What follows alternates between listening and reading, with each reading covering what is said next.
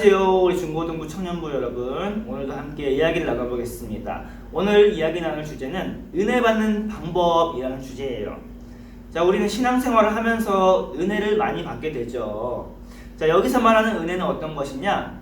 하나님이 주시는 은혜예요. 나를 구원해 주신 은혜, 나를 살려주신 은혜라고 말할 수 있는데, 그렇게 우리는 은혜를 받아야지만이 신앙생활을 잘 해낼 수가 있다고 말할 수 있죠.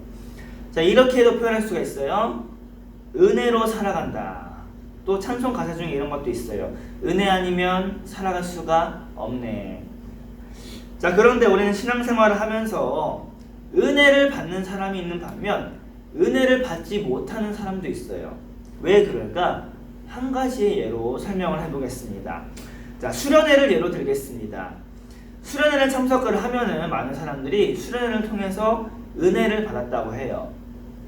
왜 그런가 이유를 살펴보면은 하나님을 향해 나아가는 그 시간이 많기 때문이에요. 수련회의 그 시간, 아침부터 저녁까지 성경 공부하고 기도하고 말씀 보고 찬송하고 예배드리기 때문에 하나님과의 시간으로 가득 차 있기 때문에 하나님의 은혜를 받아 누릴 수밖에 없어요. 그런데 수련회가 끝나고 나면은 이제 며칠 지나지 않아 가지고 내가 받았던 그 은혜가 사라져 버리죠. 보통 2-3일 정도면 그 은혜 받은 것이 다 사라져 버리게 돼요. 정확히 말하자면 무엇이냐? 내가 은혜를 잊어버리는 것이에요. 은혜가 스스로 사라져 버린 것이 아니라 내가 그 은혜를 잊어버리고 만 것인데, 왜 잊어버릴까를 보면은, 자, 세상 속으로 나아가면은 수련회가 끝나면 우리는 세상으로 나아가죠. 세상 속에서 세상 문화에 휩쓸려 살아가게 돼요. 세상 문화에 휩쓸림을 통해서 하나님과의 그 시간을 뺏기게 되는 거죠.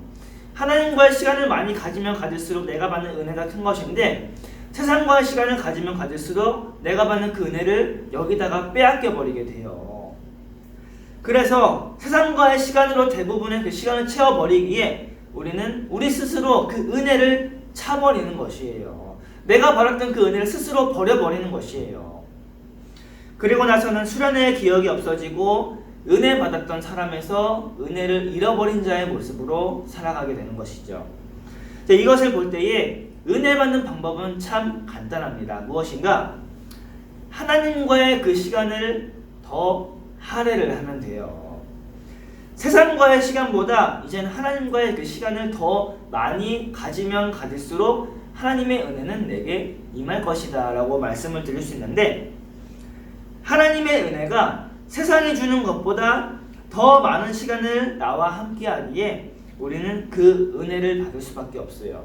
하나님과 함께하면 함께할수록 더 은혜를 받아 누릴 수가 있는 것인데, 물론 이것이 무조건 맞는 답이다 라고는 말을 할 수가 없습니다. 그런데 이제 우리가 하나님께 나아가는 그 시간을 더 투자해보자 라는 것이에요. 수련회만큼은 아니더라도 내가 하루에 일정 시간, 1시간 이상, 2시간 이상 이 정도를 하나님께 시간을 투자하자는 것이에요.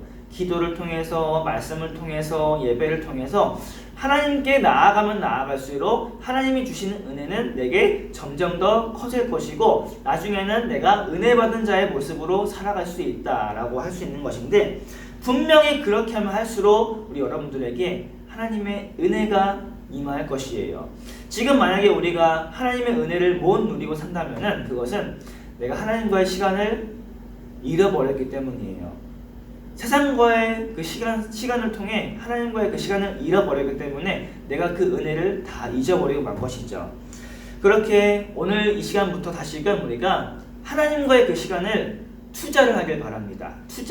투자를 하면 할수록 그것을 통해 받는 것이 더 큰 것이라고 할 수가 있는데, 수익이라고 하죠. 수익. 그것이 바로 하나님의 은혜가 되기를 간절히 소망해요.